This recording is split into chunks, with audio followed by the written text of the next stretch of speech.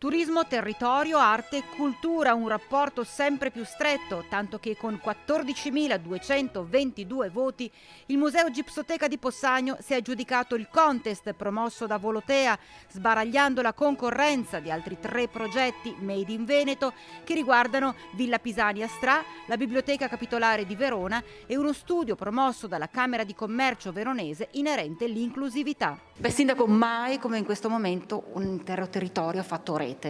Sì, verissimo. Siamo davvero contenti perché questo concorso ci ha dato l'opportunità di capire quanto il territorio crede in Canova, crede in questo museo. Si sono tutti stretti attorno a noi, si sono stretti attorno al nostro museo e hanno votato in modo che noi potessimo vincere oggi questi 90.000 euro. Dalla compagnia aerea arriva così al Museo Canoviano un'importante cifra che servirà per il restauro di diverse opere realizzate dal grande scultore neoclassico, di cui nel 2022 ricorreranno i 200 anni dalla morte.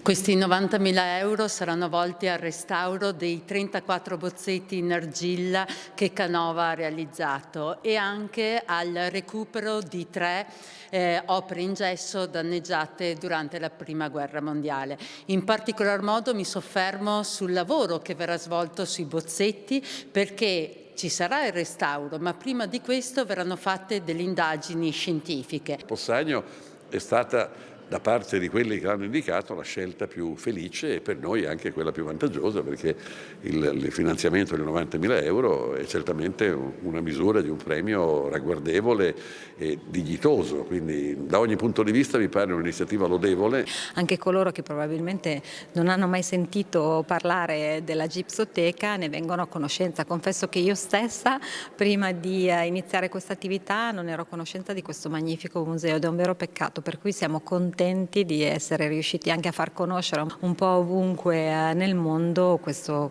museo. La cultura da noi in Italia in particolare, ma anche il Veneto, che è una delle regioni da questo punto di vista che offre un patrimonio, dei veri e propri giacimenti culturali, ovvio che iniziative di questo tipo non fanno altro che aumentare, diciamo, l'attrattività di questo territorio.